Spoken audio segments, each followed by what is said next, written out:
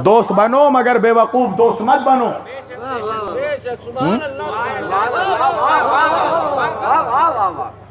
इत्तेहाद कायम करो। तुम अली से बड़ा है तू अपने आप को अली से बड़ा आलिम समझता है? ये बता कि अली ने अगर मदीने में जुल्फ़िकार निकाल दिया होता तो किस मौके जने में हिम्मत थी कि अली के गले पर रस्सी डाल देता है? क्या सलमान और अबू ज़र को मोहब्बत नहीं थी? नहीं निकाल सकते थे तलवार? मगर हम हुक्म के बंदे हैं, याद रखना। और हुक्म हमारे ऊपर फकत इमाम वक्त का नहीं, इमाम के नायबों को भी हक है कि वो हुक्म दे सकते हैं। बहुत बड़ी बात कह रहा हूं मैं, समझो इस साजिश को। आज कहा जा रहा है गैर मासूम की तकलीफ कैसे होगी? जो चाहो गैर मासूम के खिलाफ बोल दो। ये मासूम थोड़ी थे। जरा उन नाम नेहाद आलिमों से पूछो कि क्या मुस्लिम इब्ने अकील मासूम थे? अपने वक्त में गैबत में नहीं है हुसैन, हमारे वक्त का हुसैन गैबत में है। उस वक्त का हुसैन गैबत में नहीं था, मगर अपनी मौजूदगी में मुस्लिम को अपना नायब बनाकर भेजा और साथ में खत देकर भेजा कि हुक्म मुस्लिम हुक्म हुसैन है, बैअत मुस्लिम बैअत हुसैन है। मगर बेवकूफी अपनों ने की। क्या बेवकूफी की? कहा जब हानी इब्ने उर्वा को गिरफ्तार किया गया तो जनाबे मुस्लिम ने कयाम का नारा लगाया। तो कूफे के आलिम, चिटपुंजियों की बात नहीं कर रहा हूं, सलमान इब्ने खुर्द खुदाई है क़िबला, सलमान इब्ने खुर्द खुदाई, उसने कहा कि नहीं मुस्लिम, हम आपका हुक्म नहीं मानेंगे। अगर ये हुक्म हमें बराह रास्त आकर हुसैन दे दे तब मानेंगे। हालांकि मुस्लिम के पास मौला हुसैन का खत मौजूद कि हुक्म मुस्लिम हुक्म हुसैन, मगर फिर भी इनकार कर दिया। नतीजा क्या हुआ? क्या हुआ नतीजा? आधा लश्कर कट गया जनाबे मुस्लिम से।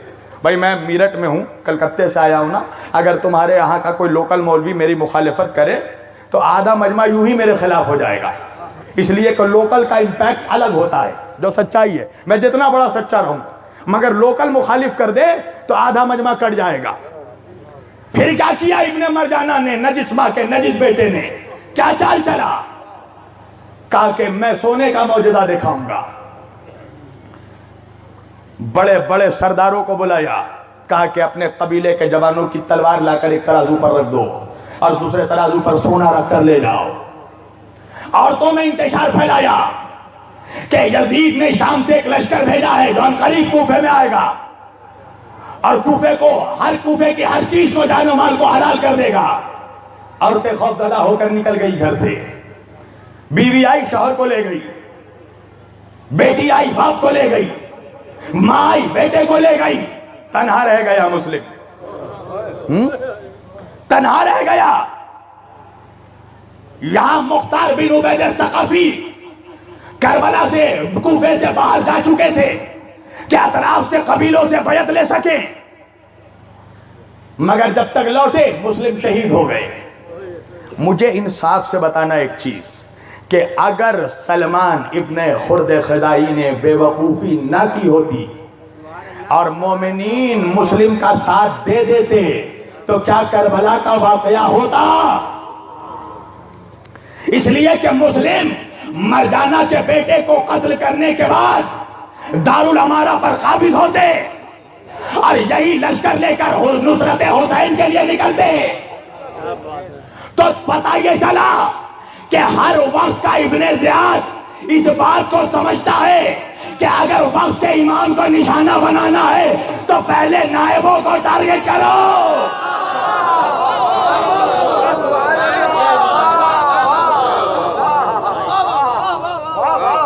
आज भी यही हो रहा है कि वक्त के इमाम को निशाना बनाने के लिए पहले तुम्हें ही तुम्हारे क़यादत के खिलाफ किया जा रहा है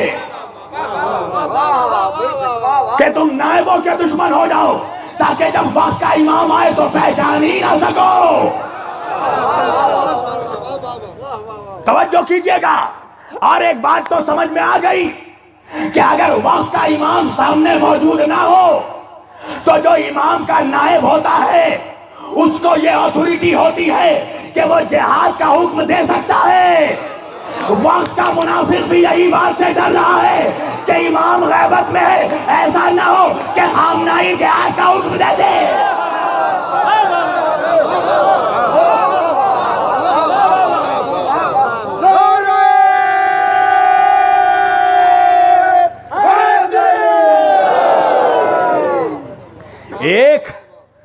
एक जिहाद कफ़ाई का सिर्फ हुक्म दिया आयतुल्लाह सिस्तानी ने, तो क्या हुआ?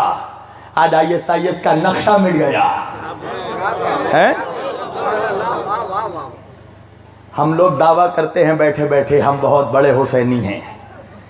मौला हुसैन आ जाते करबला में तो ये कर देते वो कर देते। छोड़ो मौला हुसैन को। 1400 साल के बाद हुसैन का एक सफीर अभी आया था जिसका नाम था शेख ज़कज़की। क्या किया तुमने? तुम्हें पता ही नहीं था, तुम कहाँ ख्वाब में सोए हुए थे। तुम्हें पता ही नहीं कि वो सफीर आके रुका कहाँ, गया कब। और ऐसे ही नहीं आया, 7 बेटों का जनाजा देखकर आया था। शेख ज़कज़की से ज्यादा इस वक्त करबला से करीब कौन हो? 7 बेटों का जनाजा जिसने देखा फिर भी हुसैनियत के रास्ते से नहीं हटा। क्या कर लिया तुमने? वो आकर अपने वतन वापस चले गए, फिर से जुल्म का शिकार होने के लिए चले गए। तुम तमाशा देखते रहोगे, एक वक्त आएगा ज़कज़की को शहीद कर दिया जाएगा जैसे उनके बेटों को शहीद कर दिया गया। इस चीज़ को समझो। मेरी बात बुरी लगे मैं माफ़ी चाहता हूँ। मैं तुम सबों का नौकर हूँ। आप मौला हुसैन के अज़ादार हैं, मैं आपका नौकर, आपके बच्चों का नौकर। कहोगे तो शब्बीर वारसी तुम्हारे जूते सर में उठाकर मीरठ के बाज़ारों में घूम सकता है। नौकर हूँ आपका, मगर माफ़ी के साथ कहना चाहता हूँ कि ऐसा कुछ ना करो कि फिर से वक्त का हुसैन तन्हा रह जाए। समझो क्या वजह है, परवरदिगार क्यों नहीं भेज रहा है वक्त के हुसैन को? अल्लाह नहीं चाहता कि फिर से वक्त का हुसैन करबला में तन्हा रह जाए। बेवकूफ़ दोस्त ना बनो, दुश्मन के आलाए कार ना बनो, बेवकूफ़ी में आकर दुश्मन का साथ ना दे दो। दुश्मन चाहता है कि शियत के करीब मुसलमान ना आए, तमाम इस्लामी ममालिक को काट दिया जाए, ईरान के ख़िलाफ़ कर दिया जाए, शियत के ख़िलाफ़ कर दिया जाए। और तुम भी अगर उसी में हवा दे दोगे तो फिर तुम्हारे में और अमेरिका और इजराइल के अलाकारों में फ़र्क क्या रहेगा? तुम्हें पता भी नहीं क्या क्या चीज़ें हो रही हैं, इसलिए कि तुम फेसबुक के हीरो बने हुए हो, तुम व्हाट्सएप के अल्लामा बने हुए हो, तुम यूट्यूब के आयतुल्ला बने हुए हो। तुम्हें मालूम ही नहीं कि मैदान का हीरो फकत खामनाई है?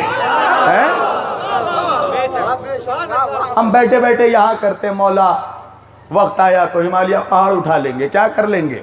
है शहजादी ज़ैनब के रोज़े की हिफाजत की बात आई, किसने हिफाजत की? किसके हुक्म पर हिफाजत हुई है? और लोग यहाँ बैठकर बड़ी बड़ी बातें, मैं भी सुन रहा था तकरीरें।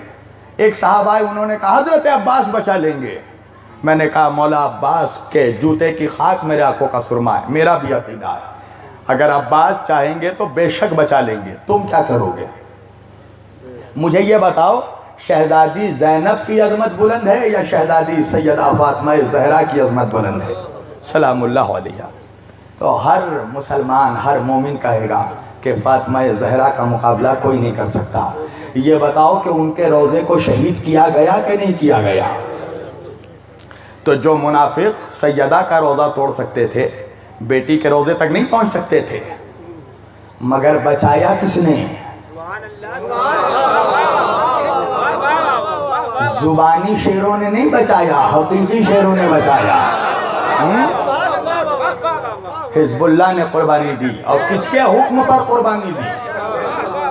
Hezbollah, Hezbollah, Hezbollah. तुम जानते भी हो कि हिजबुल्लाह किसके हुक्म पर चलते हैं? हिजबुल्लाह को हुक्म देने वाला खामनाई है। हिजबुल्लाह का हर अमल हुक्म खामनाई का मोहताज है। तुम उस मर्जा की मुखालिफत कर रहे हो जिसका नाम सुनकर ट्रम्प कांप जाता है?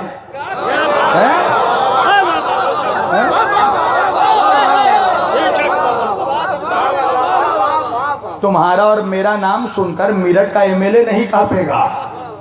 खामनाई का हुक्म सुनकर, उनका नाम सुनकर ट्रम्प कांप जाता है।